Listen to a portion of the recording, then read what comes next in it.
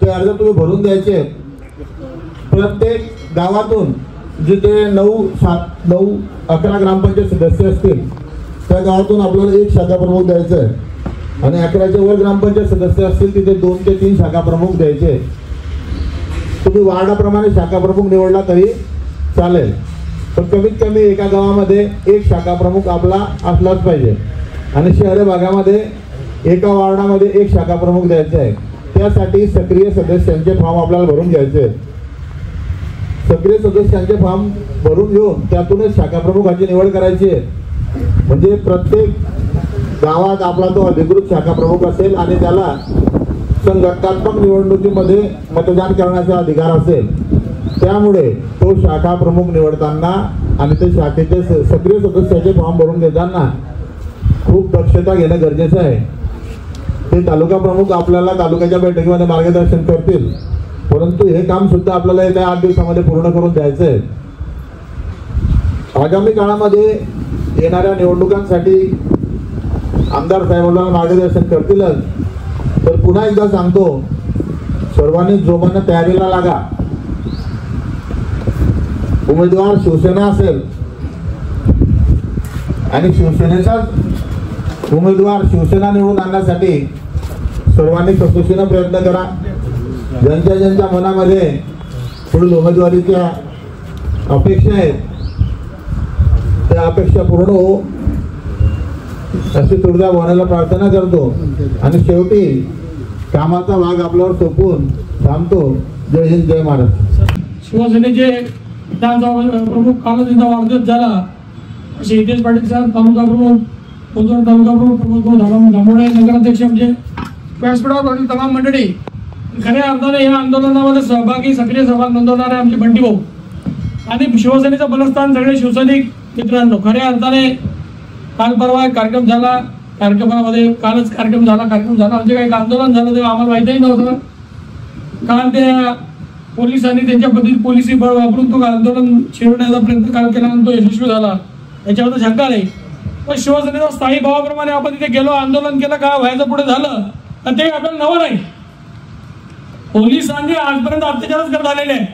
पोलिसांनी एखाद्या राजकीय व्यक्तीचं कणसूत्री बावली बनवून ज्या पद्धतीमध्ये आजपर्यंत शिवसैनिकांवर अनेक गुन्हे दाखल केले किंवा त्या अडचणी आणल्या त्या मुक्ताईला नवीन नाहीये। कालचा घटना जी घडली त्याच्यामध्ये मला असं आश्चर्य वाटणार काही नाहीये, पण खऱ्या अर्थाने काल तुम्ही जर बघितलं असेल तर काल तिथे ॲडिशनल SP अशामध्ये सांगत होते की जळगाव जिल्ह्यामध्ये कायदा सुव्यवस्था अतिशय चांगली आहे। जळगाव जिल्हा हा महाराष्ट्र राज्याच्या 3 नंबरचा जिल्हा आहे, अतिशय डेकोरेटम पाडणारा जिल्हा आहे। परवा पाचोऱ्यामध्ये एका व्यक्तीला तहसील समोर 11 गोळ्या जळून मारण्यात आला। पारोळा तालुक्यातल्या रिंगणगावमध्ये एका बालिकेचा नरबळी देण्यात आला। भुसावळची घटना ताजी आहे की 2 लोकांना तुम्ही त्या गँगवॉर मध्ये जागेवर ठार करण्यात आलं। परवा पुण्याच्या शिवाजी हायस्कूलमध्ये एक मुलगीचं अपहरण करण्याचा प्रयत्न झाला। 2 महिन्यापूर्वी MD ट्रकचं एक प्रकरण सापडलं।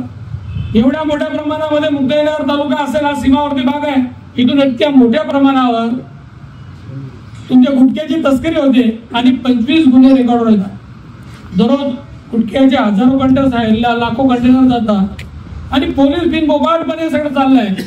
गावठी कंटेनर तर इतका होत आलाय की DPDC मध्ये तशा पद्धतीचं किशोरप्पांनी चर्चा केली आणि काही झालं नाही। पोलीस प्रशासन फक्त काय करताय तर सगळ्यांना माहिती आहे। शेवटी माझ्या महिला भगिनी आहे, छोटे बांधव आहे, शिक्षण घेणाऱ्या भगिनी आहे, यांनाही यांच्या सुरक्षेच्या संदर्भामध्ये कुठेतरी या जिल्हा प्रशासनामुळे मला असं वाटतं एक धोका वाटायला लागला आणि यांच्या मागे कोण उभं राहील तर खऱ्या अर्थाने हा बाळासाहेबांचा शिवसैनिक यांच्या पाठीशी उभा राहील। त्यांना आधार वाटला पाहिजे। काल झालेल्या शेतकऱ्यांच्या आंदोलनावर त्यांना आधार वाटला पाहिजे, पुढे एकटा पडला नाही पाहिजे। पण आपण स्वतः तिथे गेलो आणि संघटनेने इतक्या मोठ्या प्रमाणामध्ये त्या पद्धतीत ताकद लावली, आपल्याला अटक का होईना, पण जे व्हायचं ते त्यांचं एकटाच होणार नाही, आमचं होईल। आणि माझा शिवसेनेचा मुख्य नेता एकनाथ शिंदे हे माझ्या पाठीशी आहे, संघटनेच्या प्रत्येक शिवसैनिकांच्या पाठीशी आहे। काल त्यांनी दाखवून दिलं। काल स्वतःवर एकनाथ शिंदे साहेबांचा फोनला काय घडलेला प्रकार आहे त्यांनी विचारपूस केली आणि त्यांनी सांगितलं मी स्वतः नितीन गडकरी साहेबांबरोबर, मी स्वतः माननीय मुख्यमंत्री महोदयांबरोबर मीटिंग होतो, शेतकऱ्यांना अन्याय होणार नाही हा प्रयत्न मी नक्कीच करतो आणि तुमचा तुम्हाला आपल्या सगळ्यांना विश्वास। आज शिवसेना आपण लढत असताना शिवसेनेचं काम आम्ही काही लोक किंवा आता सगळ्याच मंडळी वर्षानुवर्षापासून करतोय. शिवसेनेचं बाळकडू आम्ही लहानपणी तरुणपणातच घेतलेलं आहे. त्यांच्यावर कोणावर अन्याय त्याच्या पाठीशी कोण उभा राहणार असेल तर तो शिवसैनिक आहे आणि तो शिवसैनिक अतिशय खंबीर पद्धतीने मागे उभा राहतो. मग पुढचा मागचा विचार न करता उभा राहतो. पण येणारं काय होतंय ते होऊ द्या, पण पहिल्यांदा मी सामोरं जाईल त्याच्यानंतर त्याला जाता येईल अशा पद्धती संघटना ज्वलंत विचाराची संघटना जर कुठे असेल तर ती मुक्ताईमध्ये हे आपण विसरू नका. खऱ्या अर्थाने मधल्या काळात काही मार्गदर्शन करणारे लोकांनी सांगितलं की काही मरगडवाली घरी आली आहे आणि का आली ती मला समजत नाही आहे. तुमच्या मधला तो धगधगता निघाला कसा काय त्याच्यावर मला असं वाटतं की राग येते हे मला समजत नाही. हवा कमी पडताय का? हवेने निघाला पेटत नसतो तर हवा बरोबर आहे, पण निघाल्याला असं वाटतं आता मी निघाल्याची माती उडली मी राग होऊन दिला असं वाटतं की काय. खऱ्या अर्थाने काल माझ्या 2 भगिनी पण तिथे त्यांना माहीत पडतावर घुसळला आल्या त्या थांबल्या. मला खऱ्या अर्थाने गर्व आहे की खांद्याला खांदा लावून 50% आरक्षण आहे.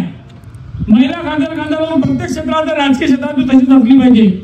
उद्याच्या दिवशी निवडणुकीची चर्चा आपण करतोय, पण निवडणुकी आल्या निवडणुकीमध्ये महिला राखीव आलं की मुलांना उभी करायची तर पंकजची सौभाग्य होती किंवा आई उभी करायची. तिथे संघटना वडिलांची आमच्या सुविधा एकदम काय होत्या किंवा सुविधानिक महिला आहेत तिथे होत्या काल. मला त्यांच्यावर गर्व आहे की घरातलं काम सोडून आजचं काम सोडून खऱ्या अर्थाने सर्वसामान्यांसाठी धावून जाणाऱ्या माझ्या या रणरागिणी वाघिणी या खऱ्या अर्थाने आमचं बलस्थान आहे. शिवसैनिक आमचं बलस्थान आहे. काल जशा पद्धतीमध्ये शिवसैनिकांच्या माध्यमातून हे आंदोलन झालं, शेतकऱ्यांच्या माध्यमातून आंदोलन झालं, सुभाषभाई मुक्ताईनगरमध्ये माहीत पडलं की अटक झाली, 2 मिनिटात मुक्ताईनगर बंद झालं. खऱ्या अर्थाने मुक्ताईनगर शहराचे बोदोड शहराचे किंवा बंद करणारे व्यापाऱ्यांचे छोट्या छोट्या उद्योगांचे मी मनापासून आभार मानेन की त्यांनी आमच्या संघटनेमध्ये शुभेच्छा पाठवली. आणि ह्या 200 शेतकरी असतील फक्त, पण 200 शेतकऱ्यांच्या आयुष्याची रांगरांगोळी होत असताना आम्ही उघडे डोळ्याने पाहणार नाही. आम्ही ज्या पद्धतीत बोललो की यांचं आमचं सरकार आहे, पण सरकारच्या विरोधात यासाठी जातो की सरकारला ते धोरण निश्चित करताना सरकारचं लक्ष या मुक्ताईनगरचा छोटा प्रकल्प का होईना 20 किलोमीटर याच्याकडे वेधलं गेलं पाहिजे. छोटा असेल मोठा असेल, आंदोलन करणं म्हणजे काय, घटनेने दिलेला आम्हाला आयुध आहे आणि त्या आयुधाच्या माध्यमातून सरकारचं लक्ष वेधते हा त्याच्यामधला पर्याय आहे, त्याच्यामधला भाग आहे. पण काही लोकांना असं वाटतं की जिल्ह्यावर राहून आम्ही अतिशय मोठ्या नेत्याच्या म्हणजे केंद्रीय नेत्याला अतिशय खुश करू आणि एका मिनिटात आंदोलन चिरडून टाकू. तर पहिल्यांदा आमच्या मुद्द्यावर पाय ठेवावा लागणार आहे, हा सगळ्यात मोठा मुद्दा आहे. आणि आमचा तो जुना डायलॉग आहे, आमचं डुबेगे सनम डुबेगे. आम्ही काही असे सण मारणारे नाही आहे. अनेक आले इथे आमच्या मरणावर अनेक टपले, अनेकांनी आमच्यावर आमचं संपवण्याचा अनेक प्रयत्न केले. ते स्वतः जाता पुढे जाऊन पडलेले, स्वतः आंदोलन करत नाही पण सांगता की सत्तेतल्या माणसाला आंदोलन करायची काय गरज. अरे बाळासाहेबांचा नारा होता, ज्यांना बाळासाहेब बोलवले तो असं काही बोलणार नाही. बाळासाहेबांनी सांगितलं स्वतःचा पक्ष असेल, स्वतःचं संघटन असेल, स्वतःच्या सत्ता असेल, ते अन्याय होतं तिथून पेटून उठणे हा शिवसैनिकांचा खरा धर्म आहे आणि तो पेटून उठवण्याचा स्थायी भाव आहे. तुम्ही शिवसैनिक आहे त्या पद्धतीमध्ये त्या शेतकऱ्यांच्या पाठीशी उभे राहिलो. आणि येणाऱ्या काळामध्ये मी आपल्या सगळ्यांच्या साक्षीने सांगतो, आपण तर माझ्या पाठीशी आहात, शिवसेना संघटना पाठीशी आहेत, पण येणाऱ्या काळामध्ये हे आंदोलन अतिशय तीव्र पद्धतीत करून शेतकऱ्यांना न्याय मिळत नाही तोपर्यंत थांबणार नाही. राणा निवडणुकीचा विषय तर निवडणुकीमध्ये 24 तास आणि 12 महिने कोण काम करणारा कार्यकर्ता असेल तो माझा कार्यकर्ता आहे. बाळासाहेबांच्या वाढदिवसाला हजारो बॅगा रक्त देणारा कार्यकर्ता असेल तो माझा कार्यकर्ता आहे. दवाखान्यावर काही अडचण असली तर पहिला कॉल येणारा असेल तर तो माझ्या कार्यकर्त्याला येतो. कुठेही काही अडचण असेल, कुठे काही दंगा धोपा झाला तर ते शांत करायचं असेल तर माझ्या कार्यकर्त्याला कॉल येतो. त्याच्यामुळे मला आधी वाटत की माझ्या कार्यकर्त्याला पण खऱ्या अर्थाने ही गोष्ट महत्वाची आहे. एक आमच्या सूर्यकांत पाटील त्यांच्याकडे फॉर्म नोंदायला दिले जातात, त्यांच्याकडे 1000 लोकसंख्येचं गाव आहे, 400 आम्हाला 2 दिवसात 3 दिवसात देतात. काही काही असते त्यांच्याकडे 2 दिवस नाही. त्यांना असं वाटतं की तुम्ही आरामात काही बनवून ठेवली, बाळाला टाकणे हळूहळू खाऊ दे कोणी तो माझी पकडली. पण तसं नाही आहे, जो काम करायला त्याला जिथे महत्व दिलं जाईल, जो काम नाही करणार त्याला टाटा बाय बाय करू आम्ही. सक्रियता नाणे तुमचं माझं पहिलं काम आहे. लोखंड मी घरात ठेवलं त्याला जंग लागतो, आता आपण तर माणूस आहे, आपण जितकं चालत राहू त्या पद्धतीमध्ये खऱ्या अर्थाने आपल्याला आपल्या लोकांना उमेद पडत असेल तर तुम्ही शेकडो लोकांचे, किमान शेकडो लोकांचे तुम्ही आधारस्तंभ आहे. त्यांच्या गावात राहणारा प्रत्येक शिवसैनिकाच्या नावाने ओळखला जातो. त्या गावाच्या शेवटच्या माणसाला असं वाटतं की हा माझ्या सुरक्षतेचा एक मोठा भाग आहे. तुम्हाला लोक जर त्या दृष्टीने पाहतात तर ती रास्त भावना त्या माणसाची आहे की खरे उतरण्याची संधी आज तुमची माझी आहे, ते उतरलं पाहिजे. प्रत्येकाने कोणता विषय समजताना दुसऱ्या मिनिटाला तिथे धावून गेलो पाहिजे. तर खऱ्या अर्थाने त्या शिवसैनिकाला अर्थ आहे आणि या शिवसेनेला अर्थ आहे. आज कोणत्याही परिस्थितीत काही पण असो, आज आमच्या भागवत जो वाढलाय हे आजही बदलत नाही. आजही असं वाटतं की ते नायगाव आणि अंतुर्गी भागावर निरोध्याचं भागवत द्यावं.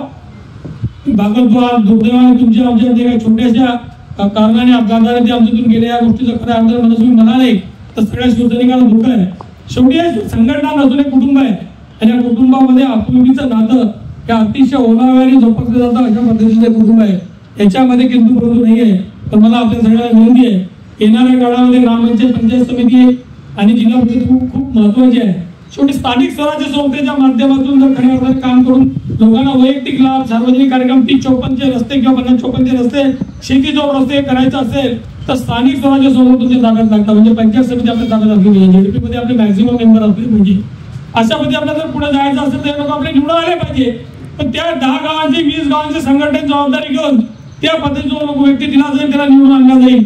अशा पद्धतीने नियोजन आपल्याला करता आलं पाहिजे. ते जर आपण नाही करू शकतो तर फक्त आपण इथे ऐकायला किंवा आम्ही फोन केला म्हणून आले, अतिशय शॉर्ट नोटीसवर आले मान्य करतो मी आणि त्याच्याबद्दल मी खऱ्या अर्थाने मनापासून आपले आभार पण मानतो. पण फक्त शॉर्ट नोटीसवर न येता खऱ्या अर्थाने आपण राजकीय आयुष्य जगत असताना सार्वजनिक आयुष्य जगतोय, 80% समाजकारण करतोय, आपल्याला अनेक लोकांची भिस्त आहे.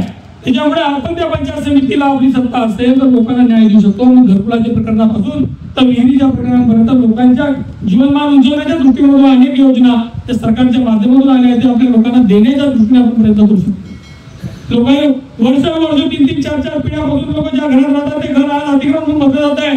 ते घर कायम नावावर करून देण्यासाठी शासनाचा 2018चा जी आर आहे की त्या जी आर प्रमाणे आपण माझं घरकुल योजनेमध्ये आपण ते करून देऊ शकतो. आपण करतोय का हे आपण बघितलं पाहिजे. आणि माझी आपल्या सगळ्यांना विनंती आहे की आपण या शॉर्ट नोटीसवर आलो, या सगळ्या उन्हाच्या याच्यात बसलो. आमच्या PS साहेबांनी खूप चांगली व्यवस्था तुमची उन्हात केली. त्याच्याबद्दल नंतर त्यांची इतके जास्त बोलताय, अरे हे लोक थांबल्या कसं करायचं म्हणून माझ्या त्यांना 2 वेळा खातो ओरडे की शांत बघा, लोकांना त्रास पण जरा जास्त पडतो. कारण माझी जास्त बोलण्याची इच्छा असून बोलू शकत नाही, ठिकाण व्यवस्थित नाही आहे. आपण सगळे आलात खऱ्या अर्थाने आमच्या सगळ्यांचे आभार मानतो. पण प्रत्येकाला, तुमच्या आजूबाजूच्या प्रत्येक सर्वसामान्य माणसाला शिवसेनेचा आधार वाटावा अशा पद्धतीत तुम्ही ते संघटन उभं करा, तुमचं स्वतःचं नेतृत्व उभं करा. त्याच्यातून खऱ्या अर्थाने प्रकार आहे अतिशय आक्रमक आहे संघटना आपल्याकडे उभी राहील, जी आक्रमक लोकांसाठी असेल, स्वतःसाठी नसेल अशा पद्धती संघटना उभी करा. कालच्या दिवसाचा विषय सांगतात की माझ्या मनात सांगतो भाऊ, पहिल्यांदा जीवनामध्ये पोलीस गाडी टाकण्याला चंद्रकांत पाटलाचा पहिला हे होता. ज्यांनी कोणी टाकलंय ना, ज्यांनी कोणी टाकला होतो चॅलेंज करून ज्या पद्धतीमध्ये आंदोलन चिरडण्याचा शेतकऱ्यांचा प्रयत्न झाला, 3,200 रुपयाप्रमाणे 100 मीटर प्रमाणे 2013 मध्ये शेती घेतल्या गेली. तुमच्या लक्षात आणून देतोय. मुक्ताय नागपूर मुंबई हायवे आपला हायवे सुद्धा आपला हायवे. त्याच्याबद्दल 76 लोकांना 3,200 स्क्वेअर मीटर प्रमाणे पैसे 2013 मध्ये मिळाले. किती मिळाले? 3,200 प्रमाणे. त्यात आमचे सन्माननीय माझे आमदार त्यांना 3,200 प्रमाणे मिळाले. ही कार्यक्रम ते मिळाले, चांगलं झालं. किंवा त्यांच्या अनेकांना मिळाले, चांगलं झालं. शेतकऱ्यांना पैसे मिळले, तुमच्यासाठी माझ्या आनंदाची कायम स्वरूपी त्याच्यावेळी रोजीरोटी जाते, भेटले, चांगलं झालं. 13 आणि 25 मध्ये आता 12-13 वर्षानंतर पैसे वाढले पाहिजे, कमी झाले पाहिजे, वाढले पाहिजे. आता 280 चौरस मीटर प्रमाणे पैसे मिळत आहे. किती? 280 चौरस प्रमाणे. 280 चौरस मीटर म्हणजे 28 रुपये स्क्वेअर फूट. आता 28 रुपये स्क्वेअर फूट सरकारची जर जमीन पुढे द्यायला असेल तर त्याला पडा सगळ्या धावत जाऊन घेऊन घेऊ, गर्दी पडायची नाही. पण तुमची जमीन तुम्ही 228 रुपये प्रमाणे द्याल का? आमची जमीन कशी घेताय? खऱ्या अर्थाने हा मुद्दा होता. आणि हा मुद्दा जे लोक आले इथे इथून काहीतरी पैशात आले, कुठे सुपारी घेऊन आले आम्हाला अटक करण्यासाठी किंवा आंदोलन चिरवण्यासाठी. अरे एकदा शेतकरी आमचा संचालक भाऊ आहे, त्यांचा शेतीचा रस्त्याचा वाद आहे, शेतीचा रस्ता त्याला मिळाला, समोरचा जाऊ देत नाहीये. त्याला जर 2 लोकांचं पोलीस प्रोटेक्शन घ्यायचं आपल्याला 15 दिवस चक्र मारायला लागतात. प्रत्येक माणसाचे 5,000 प्रत्येक पोलीस 5,000 भरायला लागतात. तेवढे वरती आमच्याकडे 4 फोन करायला लागतात तेव्हा पोलीस प्रोटेक्शन येतं. इथे तर 4 प्लाटून आले होते. ऍडिशनल एसपी जे कायदा सुद्धा सांगतात काही वाढत नाही की 2 दिवसापूर्वी 4 दिवसापूर्वी पावड्यामध्ये का तरुणांचा डायरेक्ट चौकामध्ये निघून हाकून झाला हे सांगायला वाढत नाही. भुसावळमध्ये का नगरसेवकांचा गँगवॉर मध्ये डायरेक्ट खून झाला. कोण्या घातला 24 ते काही वाटत नाही. परवा नरबडी दिला गेला ते काही वाटत नाही. आणि माझ्या पोलीस प्रशासन इतकं चांगलं काम करत आहे. येणाऱ्या काळात त्या एसपी कार्यालयाला आपण कायदा व्यवस्था अशी राहिली तर घेराव घालेल सगळं तुमची माझी ते ठेवू आपण. गृहमंत्री महोदयांच्या लक्षात हे आलं पाहिजे ना. त्यांच्या लक्षात जर आणायचं आहे सरकारच्या लक्षात जर आणायचं आहे की हे बिनकामाचे लोक इथे बसवले त्यांच्यावर कायदा सुव्यवस्था ढसळते आणि मोठ्या प्रमाणामध्ये तो धंद्याला उभूत आलाय ते जोपर्यंत सरकारच्या लक्षात येत नाही माझ्या मुख्यमंत्र्यांच्या लक्षात येत मुख्यमंत्र्यांच्या लक्षात येत नाही तोपर्यंत लक्ष इकडे जाणार नाही. आणि ती जबाबदारी तुमची माझी आहे. जो कार्यक्रम झाला काल त्या प्रकाराच्या व्यतिरिक्त येणाऱ्या काळामध्ये आंदोलन मोठ्या प्रमाणात करण्याची तुमची माझी जबाबदारी आहे. आणि जसे जसे आदेश आपल्याला येतील त्या पद्धतीमध्ये आंदोलन मोठ्या प्रमाणात उग्र स्वरूपात करूया. आपण सगळे एकदा शॉर्ट नोटीसवर आले आम्हाला ऐकून घेतलं एवढं उन्हात आणायचं त्याच्याबद्दल मी आपले आभार मानतो आणि दिलगिरी व्यक्त करतो की अशा जागेवर आपण बसायची संधी उपलब्ध झाली. त्याच्यामुळे खऱ्या अर्थाने मी आपले मनपूर्वक दिलगिरी पण व्यक्त करतो आणि ती दिलगिरी मी आमच्या भाऊकडून करून घेईल तर काही शंका नाही. तर आज भाऊंचा वाढदिवस होतोय त्याच्यामुळे आज वाढदिवस इथे शॉर्टमध्ये काम केलं नाही त्यामुळे त्यांची नाराजी आहे पण आज पूर्ण करण्याचा प्रयत्न करतो. आणि आमच्या भाऊंनी सूर्यकांत भाऊंनी चांगली हे केली म्हणून त्यांचाही सरकार या निमित्ताने जे लोक हातून होईल त्याच्याबद्दल मी विनंती करतो. आणि भविष्यातला राजकारण ज्या सगळ्यांच्या सुविधा असेल अशी या निमित्ताने आपल्याला भावी दिसतो आणि आमच्या जयंती केलेलं काम सूर्यकांत भाऊंनी पूर्ण केलं अशा सुरक्षितता सरकारला झालाच पाहिजे. आणि या काळात आपल्याला झाला पाहिजे सुधीरला की हे आहे निरोगी आयुष्य देव. आपण सर्वांनी बसून घ्यायचं आहे आनंद हो.